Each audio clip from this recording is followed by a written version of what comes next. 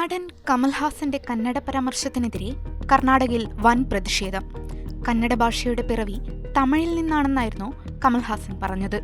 പുതിയ ചിത്രമായ thug life പുറത്തിറങ്ങാനിരിക്കെ ചെന്നൈയിലെ പരിപാടിക്കിടെയായിരുന്നു വിവാദ പരാമർശം.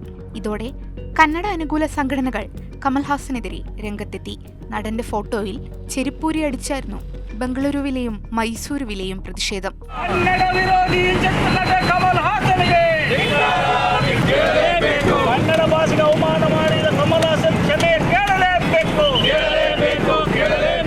ചെന്നൈയിലെ പരിപാടിക്കിടെ ഉയിരേ ഉറവേ തമിഴേ എന്ന വാക്കുകളോടെയായിരുന്നു കമൽഹാസൻ പ്രസംഗം ആരംഭിച്ചത്. ചടങ്ങിൽ പങ്കെടുത്ത കന്നഡ നടൻ ശിവരാജ് കുമാറിനെ അഭിസംബോധന ചെയ്ത് കന്നഡ ഭാഷയെക്കുറിച്ചും പരാമർശിച്ചു.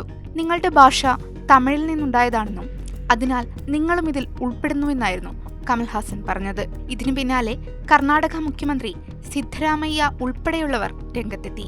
കന്നഡ ഭാഷയ്ക്ക് ദീർഘകാലത്തെ ചരിത്രമുണ്ടെന്നും അത് പാവം കമൽഹാസന് അറിയില്ലെന്നും സിദ്ധരാമയ്യ പറഞ്ഞു.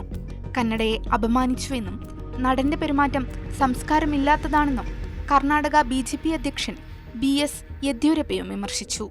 സിനിമാ പോസ്റ്ററുകൾ കീറിയും കർണാടകയിൽ താരത്തിനെതിരെ പ്രതിഷേധങ്ങളുണ്ടായി. കമൽഹാസന്റെ സിനിമയ്ക്കെതിരെ ബോയ്ക്കോട്ട് ആഹ്വാനങ്ങളും ഉയരുന്നുണ്ട്.